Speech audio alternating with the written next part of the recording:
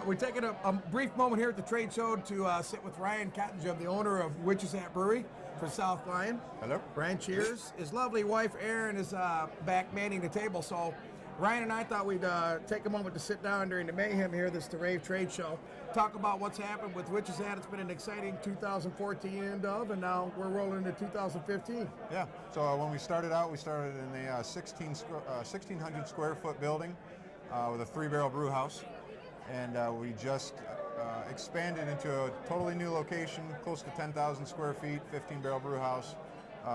Much more capability of brewing beer and sending more beer to you as well. It's right on Lafayette too, right downtown, or just north of a 6 Mile Road or 8 Mile Road, I mean? In between 9 Mile and 10 Mile on South Lafayette, which is Pontiac Trail in South Lyon. So downtown, obviously South Lyon. What are the hours over there? So we're, depending on the day, noon to midnight, 2 to midnight most times. Yeah. So we're rolling beers out. You've got a new facility. Let's talk through the lineup and tell us what beers are in production for retail that people can look for on tap, and more importantly, ask for on tap. Yeah, so we have 3-quart Kolsch, which we're enjoying right now. Traditional German Kolsch. I have German roots, so the beer we really enjoy doing. Clean, crisp, slightly fruity. Our 2 flagships we really run with is Edwards Portly Brown. It's a year-round brown ale. We donate to the Huron Valley Humane Society with proceeds from that, so we're animal lovers. It's named after our dog. It's great brown ale. We're really proud of that beer as well. Train Hopper is our flagship. It's our IPA. It took silver at the World Expo of Beer last year, and right now it's in the National IPA Contest, and we are in the Sweet 16, so the last Michigan beer standing right now. Nice. So, and then, of course, everybody, I can't go anywhere. Seems like everybody wants big dotage before they can cozy up to the things that we need to sell. Can we explain the yeast propagation issues and some of the things relative to production that we need to do to make some of the big dotage style beers, and talk about big dotage and how your production works relative to that? Yeah, so Big Dotage is our double IPA, very hop forward. We use 10 pounds of hops per barrel, which is, just an insane, probably wasteful amount, but makes for a great beer. Very hard to make, very expensive to make, so we don't make a lot of it. But we're definitely focusing there to get this beer out and get it more available to everyone else. So it's a great beer for us. Beer fans really love it. It's got a unique black pepper and pineapple note, which not a lot of IPAs have, from the Pacific Jade hops we use in it. So yeah, hopefully you'll see more of that beer. And you don't call it an Imperial IPA. You really don't even call it a double IPA, do you? It's just...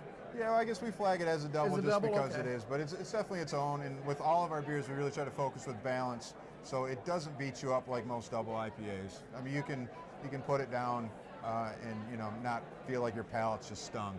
Really enjoy it. And I think that was the initial back in our humble beginnings when we met each other 2 years ago, 3 years ago, 1,800 years ago, whenever it was. What we did, we were struck by the balance on such a small system you were brewing on, and now clearly with the abundance of liquid we have now, we haven't lost track of that, and the beers have been spectacularly clean. What type of challenges have you had with the new brewing system and the new facility? Yeah, it was a growing pains going from a 3-barrel a little bit of learning curve, 15-barrel, but we adapted pretty fast. We've always been very focused on our liquid and our beers, and just doing what we can to try and craft that same product that we did in the little system. So, I know you got a good team of guys over there too. We got a great team for sure. So I can't end the conversation without talking about Holy Confusion and Night Fury and all the things that people can typically come just to the production facility to get. Some of these things are starting to leak out in production a little bit here and there. Talk to me about how you find time to do that and the brewing calendar relative to some of the specialty stuff that the fans of RaveTV and the brewing industry might be looking for. Yeah, so we're really able to do with the new system. The old system was so undersized that it was hard for us to do our really big high gravity batches. And now with the new system, it's much easier. And we have the room to actually store more bourbon barrels in different types of barrels. So we're doing much more barrel aging, and we really plan on having that out there, not just in our place. Obviously more in our place, but we want some of the great accounts to get it as well. And which doesn't mean, by the way, that you can just, it's abundant and I have tons of it available, because we get very little, and we've been in a little bit of a process of establishing bona fide Witch's Hat clientele. So if you're a fan of Witch's Hat, the way you find the beers that are rare and hard to get are going to your pub, demanding Witch's Hat, and helping us get the sticks out there and supporting Witch's Hat on a daily basis. And then, if I understand this correctly, the cherries on the ice cream sundae come to you for that direction. That's how you find the beers that are rare and allocated to one-off. Yeah, and we really are. We're staying committed to being the Metro Detroit. We're staying committed to Rave. You know, we don't want to spread our beer elsewhere. I want, when people come to Metro Detroit, I want them to be able to find our beer, and I want them to have to come to Metro Detroit to have our beer. And at the same time, we're gonna stay draft as long as we can. So when people come to these great beer and bar accounts, they're gonna find our beer. Not in every store out there, but great bar, restaurant. And new draft to go accounts. Well, and it's not that we don't want to sell a ton of beer and put bottle out, but you and I have spoke about this. I think it might be relative. Well, when can we find bottled product? Well, we'll find bottled product eventually when we get to that point. It's a natural progression because you're all about balance, you're all about quality. Yeah. Bottles will follow suit at some point when the growth and maturation of the brewery occurs. So, do you have a timetable to that, or anything to add to that thought, or?